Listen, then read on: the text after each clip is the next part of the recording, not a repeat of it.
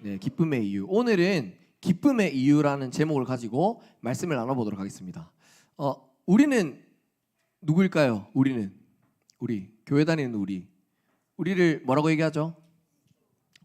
그리스도라고 얘기해요. 그리스도 좀 이상한데 우리를 그리스도인이라고 얘기하죠. 그리스도인 맞죠? 예수님을 믿는 사람 그리스도인이라고 얘기합니다.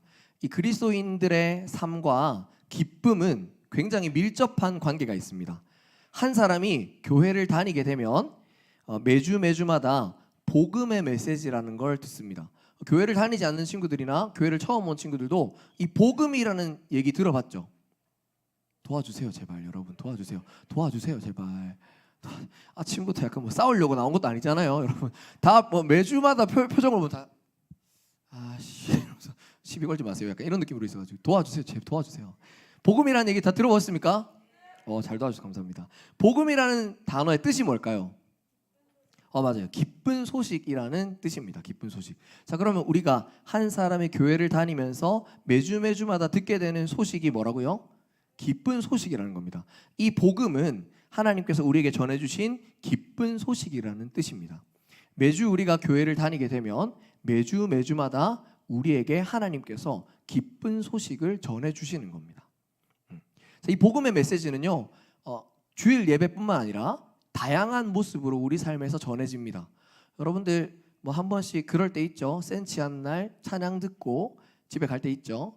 그럴 때도 찬양의 가사를 통해서 하나님이 나를 기뻐하시는구나, 나에게 사랑을 주시는구나 이런 얘기들도 전해 듣고요. 또 하루를 시작하면서 큐티의 책을 펼 때 맞죠? 성경 말씀을 펴서 큐티를 살펴보는 중에도 또 직장이나 학교에서 만나는 친구들과 얘기를 나누는 중에도 주일 아침에 교회에 나와서 찬양하고 예배드리고 또 말씀 듣고 하는 순간순간마다 우리는 하나님께서 우리에게 전해주시는 복음의 메시지를 전해 듣습니다. 기쁜 소식을 매 순간마다 우리가 전해 듣는 겁니다. 자, 그런데 우리는 과연 이 기쁜 소식을 들은 자로 살아갈까요? 기쁜 소식을 매 순간마다 듣는데 기쁜 소식이 마음에 가득한 사람으로 여러분들은 살아가고 있습니까? 복음을 우리가 듣고 가지고 있다라고 하는데 기쁜 소식을 우리가 가지고 있다고 하는데 우리의 삶은 왜 기쁘지 않을까요? 오늘 본문은 우리에게 복음으로 인해서 나타나는 진정한 기쁨에 대해서 설명해 줍니다. 뿐만 아니라 항상 기뻐하라고 명령하면서 우리가 항상 기뻐할 수 있는 이유와 방법에 대해서 말해주고 있습니다. 오늘 우리에게 주어지는 말씀을 통해서 우리 안에 성령님이 말하는, 성경이 말하는 진정한 기쁨이 무엇인지 또 그 기쁨이 넘쳐나게 되기를 예수님의 이름으로 기대합니다. 좋습니다. 자, 우리 그러면 오늘 말씀 처음으로 본문 4절의 말씀을 읽어볼 겁니다. 본문 4절의 말씀 같이 한번 읽어보겠습니다. 시작. 주 안에서 항상 기뻐하라. 내가 다시 말하노니 기뻐하라. 좋습니다. 오늘 본문은요. 우리 국어 잘하죠? 국어 요 문장을 무슨 문장이라고 할까요? 평서문, 의문문, 명령문. 맞아요. 언어 영역 1등급 맞을지어다.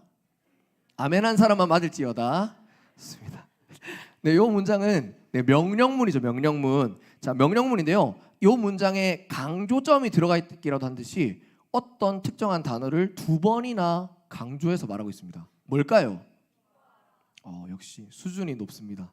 언어 영역 1등급 맞을지어다. 아멘하는 사람만 맞을지어다. 좋습니다.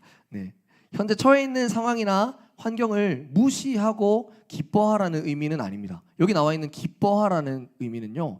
우리가 처해 있는 상황이나 환경을 무시하고 근거 없이 바보처럼, 동네 바보들은 항상 기쁘잖아요.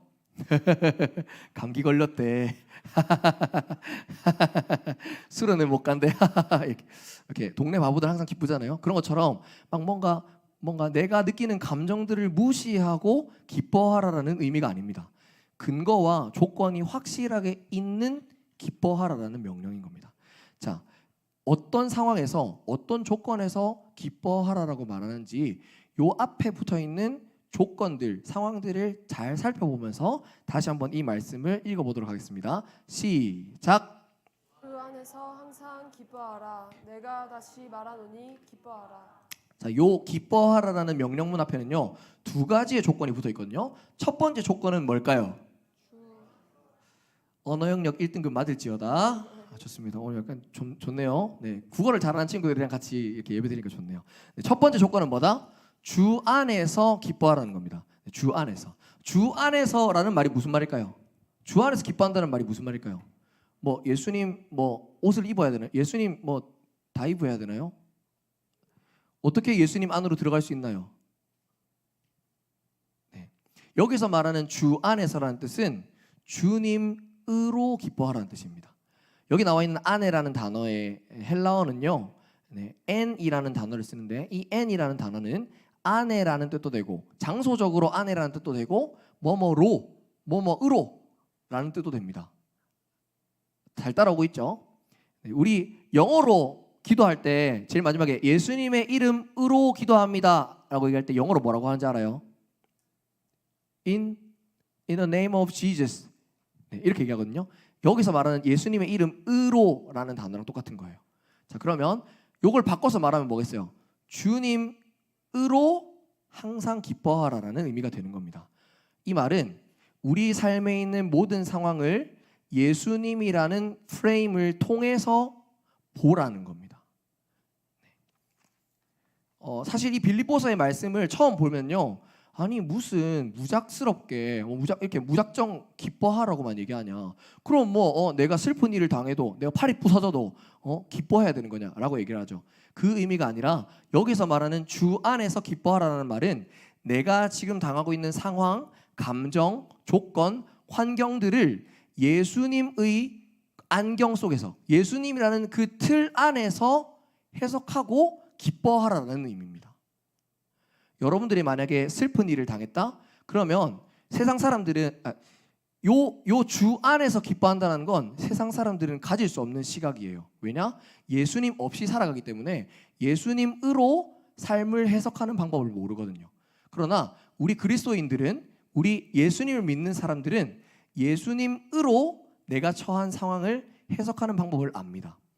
내가 만약에 슬픈 일을 당했다? 예수님이 없는 사람들은 그냥 슬프고 끝입니다. 그러나 우리들은 어떻다? 슬픈 일을 당했을 때 예수님 안에서 예수님으로 이 상황들을 보면 어떻지? 예수님의 시각은 어떻지? 예수님이 말씀하시는 것은 무엇일지라는 것들을 헤아려 볼 수 있다는 뜻이에요. 다시 말해서 주 안에서 기뻐하라는 말은 예수님으로 해석하는 삶을 살아라. 예수님으로 해석하고 기뻐하는 삶을 살라는 의미가 담겨 있는 겁니다. 많은 사람들은 그리스도인이라고 하면서도 세상 사람들과 같이 예수님으로 기뻐하는 삶을 살지 않고 있습니다. 여러분들의 삶을 한번 돌아보실까요? 여러분들의 마음 가운데, 삶 가운데 어려운 일이 생겼습니다. 그럼 여러분은 과연 얼마만큼 예수님 뜻대로 해석하는 사람들이 많습니까? 우리 대부분 그냥 내가 느끼는 감정 그대로 표현하고 있지는 않으세요. 내 마음에 분노가 생기고 힘든 일이 생기고 슬픈 일이 생기면 그걸 예수님의 틀 안에서 해석하는 게 아니라 내 뜻대로 진짜 기분 안 좋네 라고만 해석하고 있지 않습니까? 사도 바울이 오늘 빌립보서에서 말하는 주 안에서 기뻐하라는 뜻은 네가 지금 겪고 있는 감정, 네가 지금 느끼고 있는 상황, 조건들을 예수님으로 보고 해석해 보라는 뜻이 담겨 있는 겁니다.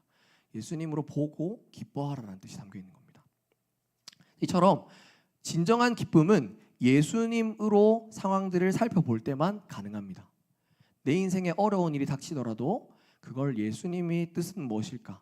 내 인생을 향하여 가지고 있는 예수님의 생각은 무엇일까라는 관점으로 접근하면 기쁨이 될 수 있다는 걸 사도 바울이 얘기하고 있는 것입니다. 다음으로 기뻐하라는 요 조건 앞에는 주 안에서 말고 또 다른 조건 하나가 더 붙습니다. 뭘까요? 맞습니다. 항상 기뻐하라. 여러분, 항상 기뻐하는 게 쉽습니까? 어렵죠. 아니 진짜 바보 아닐까요? 맞죠? 다리 부서졌는데도 항상 기뻐요. 네. 역시 준비한 개그는 통하지 않는군요. 네. 항상 기뻐하는 건 힘듭니다. 이 말은 다시 말하자면 요 사도 바울의 명령은 다시 한번 생각해 보자면 우리 삶에는 항상 기뻐하지 않을 수 있는 순간들이 더 많다는 거예요. 다시요. 우리 삶에 항상 기뻐하라고 바울이 명령하는 이유는 우리 삶에 항상 기뻐할 수 없는 상황들이 더 많다라는 걸 의미합니다. 여러분들 그렇죠? 여러분들의 삶을 돌아보면 기뻐할 만한 일이 많아요. 기뻐하지 못할 만한 일이 더 많아요. 네. 그렇죠? 그 아침에 일어났는데 짜증나는 날 있어요, 없어요? 있죠.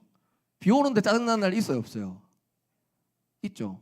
야자 맞췄는데 비 오는데 우산 없으면 짜증나요, 안 나요? 막 기뻐요?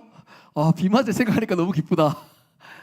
막 신발 막 젖을 생각하니까 기쁘다. 이런 사람 있어요. 우리 삶에는 어떻게 보면 항상 기뻐할 수 있는 순간보다 항상 기뻐하지 못할 순간이 훨씬 많습니다. 사도 바울은 그런 의미에서 우리에게 항상 기뻐하라고 명령하는 겁니다. 우리가 한글 성경으로만 요 문장을 보니까 주 안에서 항상 기뻐하라, 뭔가 매 순간마다 기뻐해야 될 것 같은 압박감에 쌓이는데요. 요걸 영어 성경으로 보고 원어 성경으로 보면 요 항상의 위치가 달라집니다. 어디로 가느냐? 주 안에서 앞으로 가요. 자, 그러면 요 문장의 뜻이 좀 달라지겠죠. 우리가 어떤 상황을 당하더라도 그냥 무작정으로 기뻐하라는 말이 아니라 항상 주 안에서 기뻐하라는 의미가 되는 겁니다. 이 말이 무슨 말일까요? 아까 제가 얘기했죠. 주 안에서가 뭐다? 예수님의 시각으로 나의 삶을 보라는 거죠. 마찬가지로 그러면 예수님의 시각으로 나를 언제마다 보라고? 항상 보라는 겁니다. 여기에 우리가 기뻐할 수 있는 비결 또 하나가 담겨 있습니다. 우리가 우리의 인생을 우리의 뜻으로만 보고 우리의 눈으로만 보면 기쁘지 않아요. 기쁘지 않을 일이 훨씬 많습니다. 그러나 항상 예수님의 눈으로 우리 삶을 들여다보면 기뻐할 만한 일이 더 많다는 것을 의미하는 거예요. 자, 제가 만약에 여러분, 제가 검은 봉지에다가 여러분에게 어떤 걸 가지고 와서 자, 가연아 줄게 라고 얘기하면 이 검은 봉지 안에 좋은 게 들었을까요? 나쁜 게 들었을까요? 나쁜 거요. 네. 설교가 막히기 시작했네요. 네, 요 검은 봉지 안에는 좋은 게 들어있다고 생각해 주세요. 도와주세요 제발. 네, 좋은 게 들어있다고 생각했죠. 왜냐? 이 선물을 주는 제가 도와주세요. 항상 기뻐하라. 네, 도와주세요. 이 선물을 주는 사람이 좋은 사람이니까 안에 좋은 게 담겨 있다고 생각했죠. 마찬가지로 하나님께서 우리에게 어떤 상황을 주신다면 하나님이 좋은 분, 하나님이 우리 삶의 가장 선한 분이기 때문에 우리의 삶에 겪는 모든 상황들이 기뻐할 수 있는 상황이라는 거예요. 그래서 우리가 매 순간 상황들을 겪을 때 예수님의 눈으로, 예수님의 생각으로 우리 삶을 보면 항상 기뻐할 수 있는 삶이 되는 것입니다. 자, 이렇게 예수님으로 모든 상황들을 보는 사람들에게는 나타나는 특징이 한 가지가 있는데요. 어떤 특징이 나타날지 5절의 말씀을 읽어보겠습니다. 시작. 관용을 모든 사람에게 알게 하라. 주께서 가까우시니라. 자, 기쁨이 넘쳐나는 사람들의 삶의 특징이 있는데 어떤 게 있다? 관용이 넘쳐난다. 관용이 넘쳐난다는 말은 쉽게 말하면 모든 사람을 수용할 수 있는 사람이 된다. 마음이 넓어진다라는 거예요. 내가 나의 삶에 있는 일들을 내 뜻대로만 해석하고 내 감정으로만 해석하면 마음이 좁아집니다. 쟤는 왜 저래? 진짜 왜 저러는 거야? 라고 내 생각으로만 해석하기 때문에요. 그러나 하나님의 뜻이 있으시겠지. 우리 브니엘 6월의 고백이 뭡니까?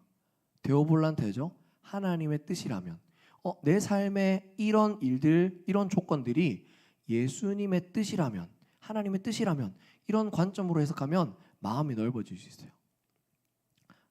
나의 마음에 상처를 주는 사람도 마주하면서 하나님이 나에게 이 사람을 붙여준 뜻이 있으시겠지라고 생각하고 또 그 사람과 함께 시간을 보내다 보면 우리 마음을 넓혀가신 하나님을 경험할 수 있게 되는 겁니다.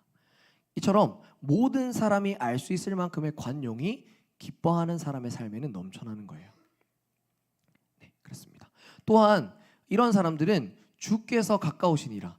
어떻다? 그들의 삶을 통해서 가까이 계신 예수님의 모습을 나타내는 삶이 되는 거예요. 예수님의 뜻으로 삶을 해석하고 항상 기뻐하는 삶을 사는 사람들, 그리고 주변에 있는 사람들을 수용해주는 마음이 넓은 사람들을 보게 되면 예수님의 모습이 거기서 보인다는 걸 말합니다. 우리가 항상 기뻐하는 삶을 살고 관용이 넘치는 삶이 되게 되면 우리의 삶의 모습을 통해서 예수님이 드러나시는 겁니다. 오늘 본문 6절 7절에는요.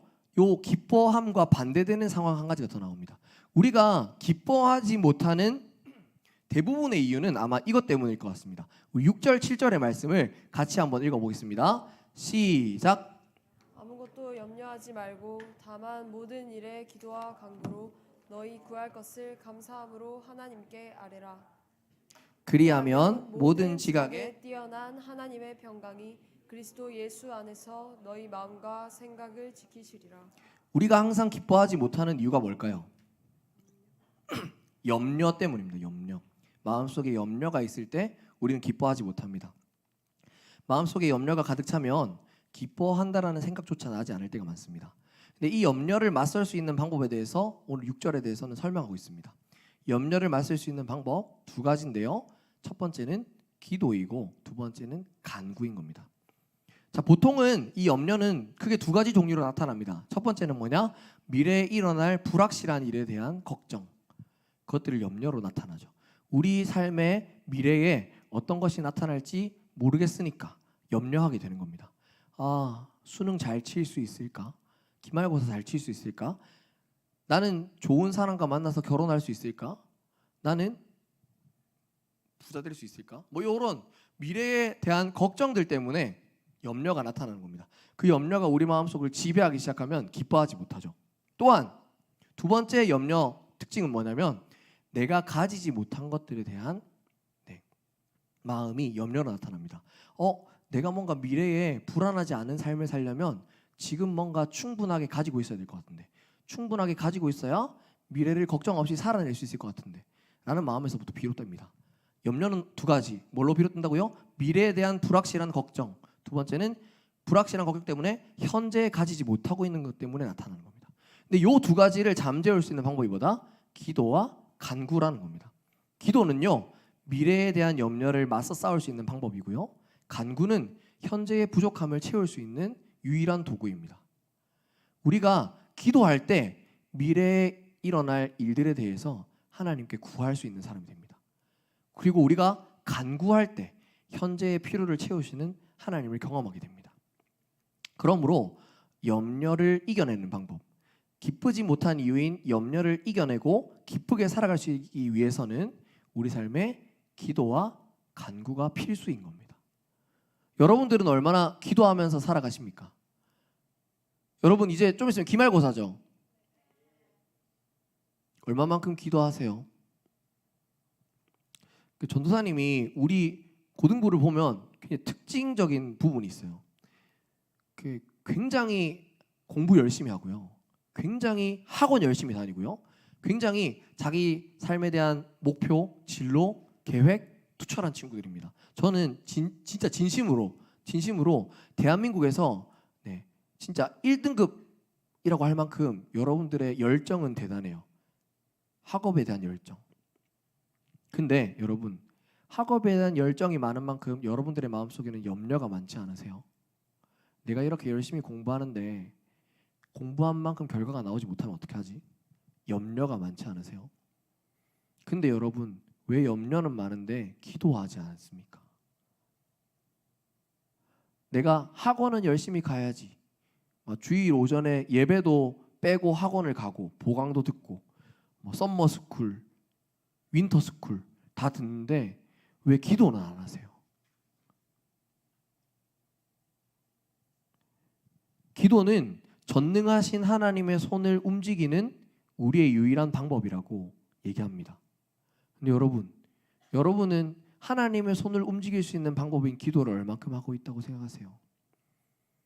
전사님이 우리 고등부 있으면서 기말고사라서 예배를 못 갈 것 같아요. 학원 보강 가야 될 것 같아요. 수련회는 썸머스쿨 들어서 못 가요. 이런 얘기는 많이 듣는데요. 전사님, 저는 이번에 시험이 너무 걱정돼서 금식기도 해야 되겠습니다. 하는 사람은 본 적이 없어요. 시험 점수 잘 받아야 되니까 금요기도에 나와야 되겠어요? 새벽기도 가야 되겠어요? 내 인생의 진로가 명확하지 않으니까 난 기도해야 되겠어요 하는 사람을 본 적이 없습니다. 예수님 믿는 우리가 예수님 믿지 않는 사람이랑 똑같이 기도하지 않고 예배하지 않고 살아가는데 어떻게 여러분들은 예수님을 전하면서 살아갈 수 있다고 생각하세요? 여러분들의 삶의 염려와 미래에 대한 불확실한 염려, 지금 가지지 못한 것들에 대한 염려가 많으면 다른 거 말고 기도를 하세요. 저는 개인적으로 제 얘기를 조금 하겠습니다. 저 고3 때 제가 바보 같아 보여도 머리 스타일 좀 바꾸니까 바보 같죠, 약간 바보와 훈남의 중간 어느 지점 약간 이렇게 얘기하는데, 훈남이라니까 도와주세요 진짜 도와주세요. 오늘 왜 안 도와주세요? 제가 그렇게 안 보이겠지만 외고를 나왔습니다. 공부도 좀 했거든요. 고3 때 제가 고등학교 2학년 말에 예수님 만났는데, 고3 때 제가 1년 내내 뭘 했냐면요, 아침 자습 시간마다 기도하고 성경 3장을 쓰기를 했습니다. 1년 내내요. 성경 3장을 여러분 이렇게 쓰면은 시간 얼마나 걸리는지 알아요? 얼마 정도 걸릴 것 같아요? 네. 들은 친구들은 많이 알죠. 네. 제가 얘기 좀 하긴 했는데, 성경 3장을 손으로 쓰면요, 매일매일 쓰면 하루에 2시간 반 걸려요. 2시간 반. 저는 2시간 반 쓰는 시간을 하나님한테 11조를 드린다고 생각했어요. 하루에 시간에 11조. 24시간에 11조 하면 얼마예요? 10분의 1이니까 2.4시간이죠. 2시간 반을 내가 하나님께 기도하는 마음으로 쓴다. 그래서 1년 썼습니다. 네, 1년 썼습니다. 그러니까 공부가 잘 되더라고요. 안 믿죠? 아니 학원에서 이런 거 설명해주면 믿고 이러는데 왜 안 믿어요? 제가 진짜 실제로 그 영단어장 있었거든요. 저희 때는 듀오 3.0 뭐 이런 영단어장 있었거든요. 아시는 선생님들 아실 것 같은데, 듀오 3.0 영단어장에 있는 거를 그 아침에 성경 필사 딱 하고 2시간 반 하면 이제 오전 자습 끝나거든요. 그래서 아침 1교시부터 점심 시간까지 듀오 3.0 다 외웠습니다. 놀라야 되는 여기 놀라야 되는 포인트예요. 듀오 3.0 다 외웠습니다. 오늘 좀 약간 안 도와주네요, 많이. 네. 그 제가 말하고자 하는 핵심은 여러분들은 대부분 그렇게 생각하죠. 기도하는 시간 조금 아깝다. 하나님께 드리는 시간 조금 아깝다 생각하죠. 근데 여러분의 시간을 하나님께 먼저 드려보세요. 하나님이 어떻게 갚아주시는지 여러분 안 드려봤잖아요. 맞죠? 한번 드려보세요. 하나님께 드려보시고 기도해보시고 해보세요. 하나님이 여러분들의 것들을 분명히 갚아주십니다. 하나님 우리의 기도와 간구를 들으시는 분이기 때문입니다. 4장 7절을 우리 다 같이 한번 읽어보겠습니다. 시작. 그리하면 모든 지각에 뛰어난 하나님의 평강이 그리스도 예수 안에서 너희 마음과 생각을 지키시리라. 자, 우리가 염려에 맞서서 기도하고 간구할 때 나타나는 일에 대해서 7절에서는 설명하고 있습니다. 그리하면이라는 말은 앞에 있는 일을 끝내고 나면 앞에 있는 일의 결과로 나타나는 거죠. 자, 우리가 기도로 간구로 우리 삶에 일어난 염려에 맞설 때 어떤 일이 일어난다고요? 모든 지각에 뛰어난 하나님의 평강이 예수 안에서 마음과 생각을 지키신다고요.